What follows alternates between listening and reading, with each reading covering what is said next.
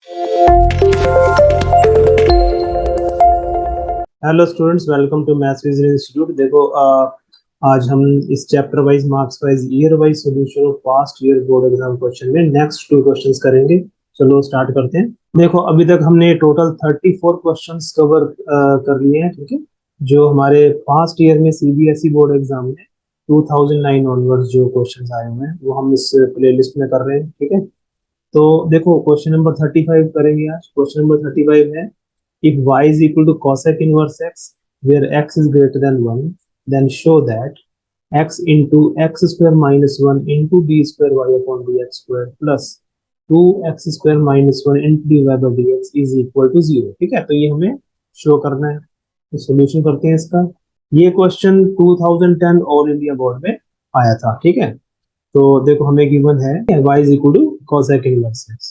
तो पहले देखो हम dy by dx निकालेंगे। dy by dx is equal to cosec inverse x का जो डिफरेंशिएशन होता है वो होता है -1 upon x into square root of x square -1। ठीक है, ये फॉर्मूला हमने किया हुआ है। हमने पहले भी इस तरीके के रिलेशंस में ये डिस्कस किया था कि अगर हमारे पास dy by dx में अगर डिनोमिनेटर में कोई x का फंक्शन आता है तो उसको हम क्रॉस मल्टीप्लाई कर देते हैं लेफ्ट साइड, ठीक है। तो this implies that x into square root of x square -1 into dy by dx is equal to -1। ठीक है, now differentiating both sides again with respect to x।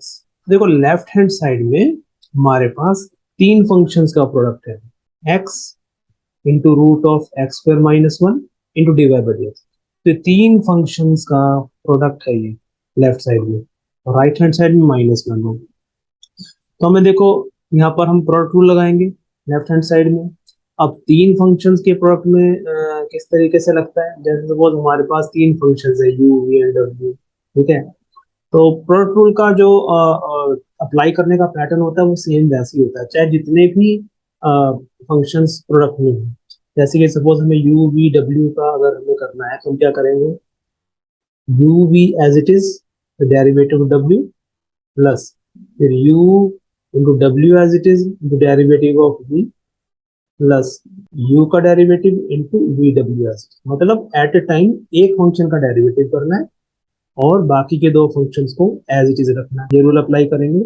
तो सपोज पहले हम x का डेरिवेटिव कर लेते हैं। तो x का डेरिवेटिव होता है 1, तो 1 into remaining 2 will be as it is, means root of x square -1 into dy by dx as it is, ठीक है।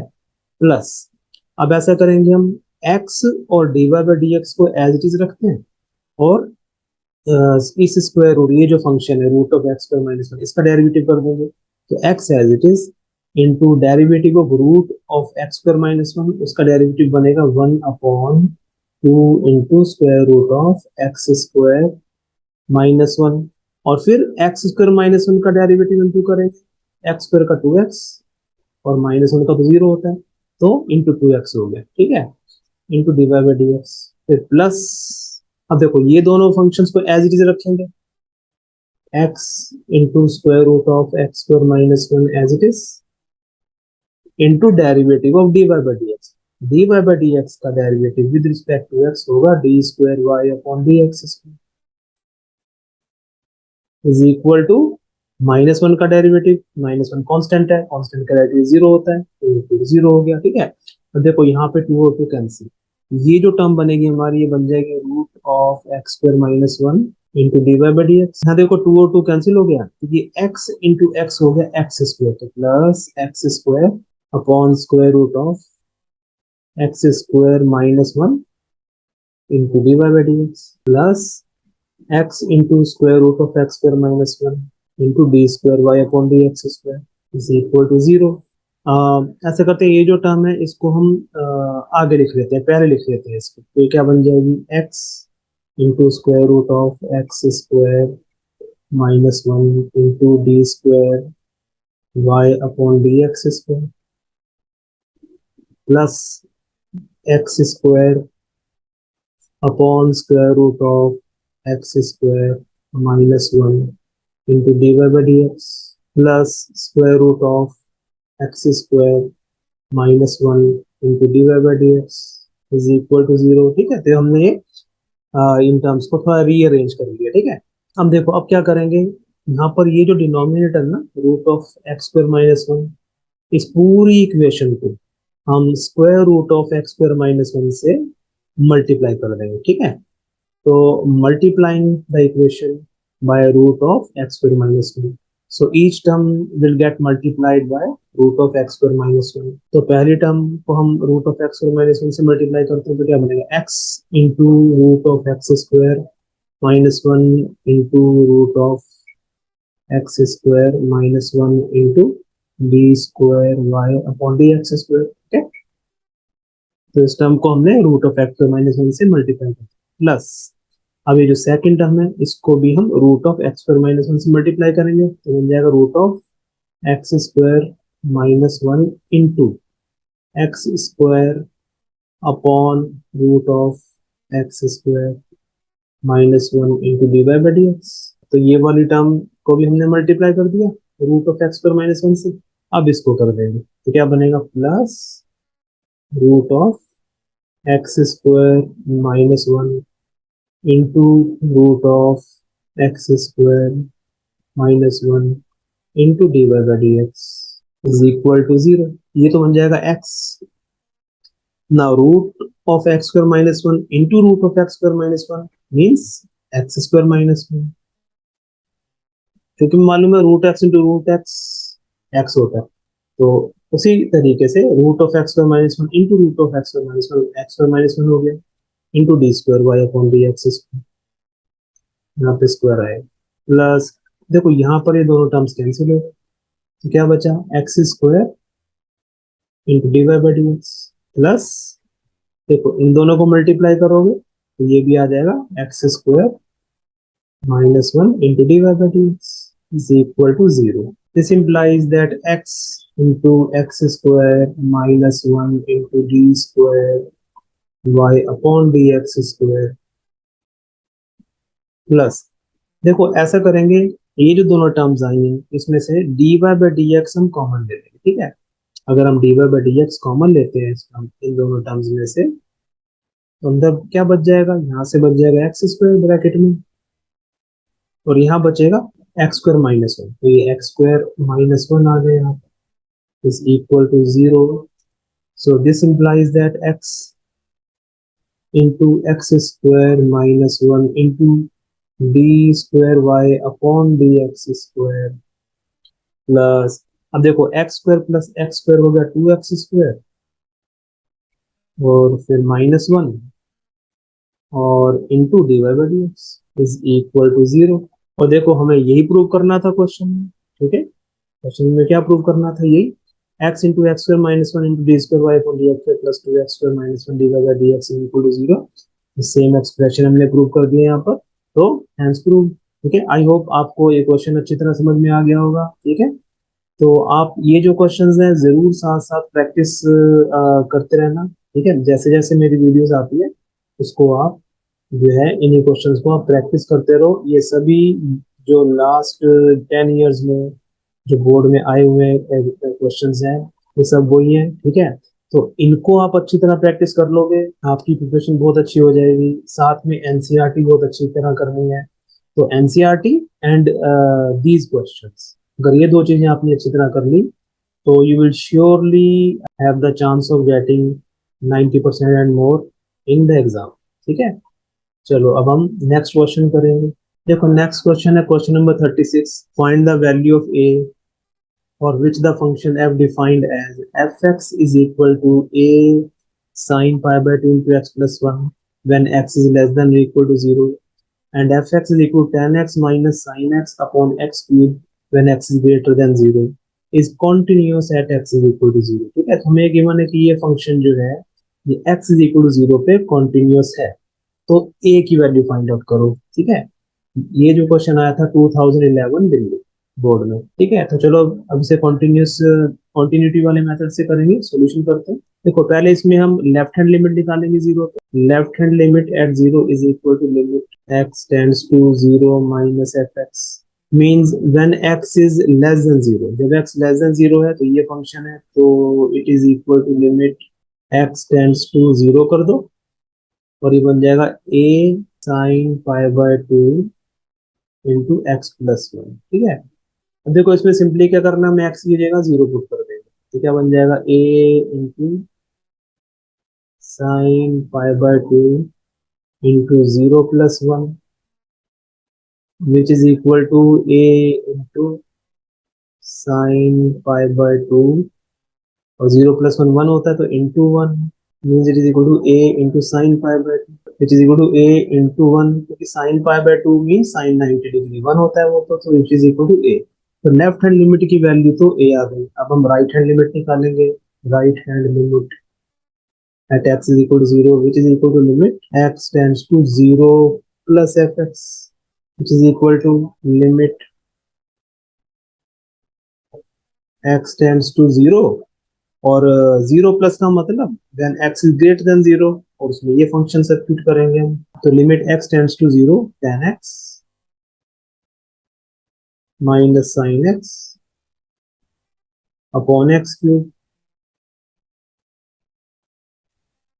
now this is equal to, देखो इसको हम ऐसे लिख सकते हैं, it is equal to limit x tends to 0, ये जो tan x है इसको हम लिख सकते हैं sin x upon cos x minus sin x whole divided by x cube, which is equal to limit x tends to 0। देखो यहाँ पर इसमें हम एलसीएम ले लेंगे, तो ये बनेगा sin x minus sin x into cos x upon cos x. ठीक है, इस एक्सप्रेशन में हमने cos x को एज ए एलसीएम लेके सॉल्व कर दिया, तो ये एक्सप्रेशन आ गया। तो ये जो cos x आया नीचे कॉमन cos x, ये इस x क्यूब के साथ मल्टीप्लाई हो जाएगा, तो इसको हम x cube into x cube लिख देंगे। It is equal to limit x tends to 0। ऊपर देखो, अब न्यूमरेटर में sin x कॉमन ले लो, तो बन जाएगा sin x, और ब्रैकेट में आ जाएगा 1 minus cos x upon x cube into cos x। Now this is equal to limit x tends to 0। अब देखो ये sin x upon cos x, ये जो sin x upon cos x है, इसको हम ऐसे लिख लेते हैं, बाहर लिख लेते हैं इसको, sin x upon cos x into 1 minus cos x upon x cube. ठीक है, ऐसे लिख सकते हैं इस एक्सप्रेशन को हम। ठीक है, अच्छा अब ये sin x upon cos x होता है या tan x होता है, तो it is equal to limit x tends to 0 tan x into ये जो 1 माइनस कॉस एक्स है, it is equal to 2 sine square x by 2। ठीक है, ये फॉर्मूला बहुत कॉमन है, ये पता होना चाहिए, upon x cube. Now this is equal to limit x tends to 0 tan x upon x। ठीक है, हमने क्या किया, इस x क्यूब में से एक x सेपरेट कर दिया। ठीक है, into limit x tends to 0 into 2 sine square x by 2 upon x square. ठीक है, एक्स क्यूब में से x यहाँ कर दिया और एक्स स्क्वायर यहाँ आ गया। ठीक है, now this is equal to, अब देखो ये लिमिट हमने 11th क्लास में की हुई है, limit x tends to 0 tan x upon x, ये 1 होती है, तो ये 1 हो गई, इंटू ये जो 2 है, 2 को हम लिमिट के बाहर ला सकते हैं, तो into 2 into limit x tends to 0। अब ये जो हमारा यहाँ बच जाएगा sine square x by 2 upon x square, तो इसको हम ऐसे लिख सकते हैं, sine x by 2 upon x whole square. ठीक है, साइन स्क्वायर एक्स बाय 2 और एक्स स्क्वायर में से स्क्वायर हमने कॉमन कर दिया ऊपर, तो ये आ गया। अब देखो हमारे पास एक लिमिट होती है, साइन, ये लिमिट होती है, देखो limit x tends to 0 sine x upon x equal to 1, इस लिमिट की वैल्यू भी 1 होती है। तो हम इसको इसको हम इस लिमिट की फॉर्म में लेके आए, ठीक है। देखो कैसे करेंगे, यहाँ पे क्या है, साइन के साथ x by to, this is sine of x by to, तो नीचे भी एक्स बाई टू बनाना पड़ेगा, क्योंकि जो यहाँ पर होता है वही इसका डिनोमिनेटर में होना चाहिए, ठीक है। देखो 1 इंटू टू तो 2 होगा, 2 into limit x tends to 0 sine x by two upon, देखो ये जो x है ना, इस x को, जो डिनोमिनेटर में x है, इसको हम 2 से मल्टीप्लाई कर देंगे और 2 से डिवाइड भी कर देंगे, ठीक है, जिससे कि इसकी वैल्यू x ही रहे, x से चेंज ना हो, होल स्क्वायर आ जाए, ठीक है। अच्छा, now this is equal to 2 into limit x tends to 0। अब देखो ये जो 2 है, इस 2 का हम स्क्वायर कर दें अगर, तो उसका स्क्वायर होता है 4, तो 1/4 हम बाहर कर सकते हैं इस ब्रैकेट में से, और ब्रैकेट में क्या रह जाएगा, sine x by two upon x by two, same ही एक्सप्रेशन आ गया हमारे पास, ठीक है।